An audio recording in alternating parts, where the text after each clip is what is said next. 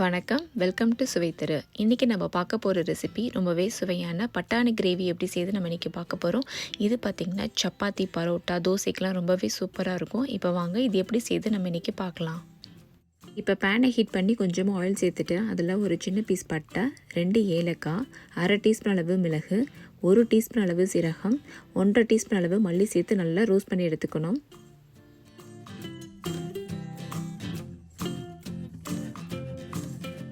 நல்லா ரோஸ்ட் ஆனதுக்கப்புறம் 1/4 கப் அளவு துருவின தேங்காய் சேர்த்துக்கிறேன். இந்த 1/4 கப் அளவு பார்த்திங்கன்னா 4 டேபிள் ஸ்பூன் அளவுங்க.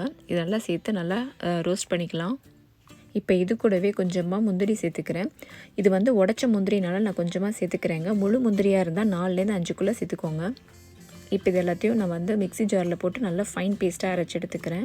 இப்போ மிக்ஸி ஜாரில் 6 பல்லு பூண்டு, 1 இன்ச் அளவு இஞ்சி சேர்த்து நல்லா குறப்பாக அரைச்சிக்கிறேன். அது கூடவே 2 பெரிய சைஸ் பெரிய வெங்காயத்தை இந்த நீளமாக கட் பண்ணி அதையும் சேர்த்து நல்லா ஃபைன் பேஸ்ட்டாக அரைச்சிக்கிறேன். இப்போ பேனை ஹீட் பண்ணிவிட்டு தேவையான அளவு எண்ணெய் சேர்த்துக்கிறேன். இது கூடவே அரைச்சி வச்ச இஞ்சி பூண்டு வெங்காய பேஸ்ட் இதில் சேர்த்துக்கிறேன். அது கூட கொஞ்சமாக கருவேப்பிலை சேர்த்து நல்லா பச்சை வாடை போகிற வரைக்கும் வதக்கிக்கிறேன். இந்த வெங்காயத்தில் உள்ள தண்ணியெல்லாம் வற்றி நல்லா வெங்காய கலர் மாறி நல்லா சுருண்டு வரணும். அது வரைக்கும் நம்ம வதக்கிக்கலாம்.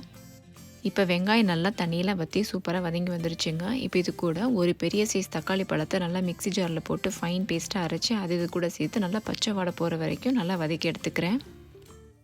இப்போ தக்காளிலாம் நல்லா பச்சை வாடையெல்லாம் போய் நல்லா வதங்கிடுச்சு. இதில் 1/2 டீஸ்பூன் அளவு காஷ்மீர் மிளகாய்த்தூள் சேர்த்துக்கிறேன். நார்மல் மிளகாய்த்தூள்னால் 1 டீஸ்பூன் அளவு சேர்த்தா போதும். அது கூடவே 1/4 டீஸ்பூன் அளவு மஞ்சத்தூள் சேர்த்து நல்லா கலந்து விட்டுக்கிறேன். நல்லா பச்சை வாடையெல்லாம் போய் நல்லா எண்ணெய் பிரிஞ்சு வரும். அது வரைக்கும் நல்லா லோ ஹீட்லேயே வச்சு வதக்கிக்கலாம். இப்போ நல்லா எண்ணெய் பிரிஞ்சு வர ஆரம்பிச்சிருச்சு. இதில் நான் 2 கப் அளவு ஃப்ரோசன் பீஸ் சேர்த்துக்கிறேன். நார்மல் ஃப்ரெஷ் பீஸாக இருந்துச்சுன்னா வேக வச்சு சேர்த்துக்கோங்க. அது கூட நான் அரைச்சி வச்ச கோகோனட் பீஸ் சேர்த்துக்கிறேன். இப்போ இது எல்லாத்தையும் நல்லா கலந்து விட்டுட்டு நல்லா மூழ்கிற அளவு தண்ணி ஊற்றிக்கிறேன். இது கூடவே இந்த கிரேவிக்கு தேவையான அளவு உப்பு சேர்த்துக்கிறேன். இப்போ இது எல்லாத்தையுமே நல்லா கலந்து விட்டுட்டு மூடி போட்டு மீடியம் ஹீட்டில் வச்சு நல்லா எண்ணெய் பிரிஞ்சு வர வரைக்கும் நல்லா வேக வச்சு எடுத்துக்கிறேன்.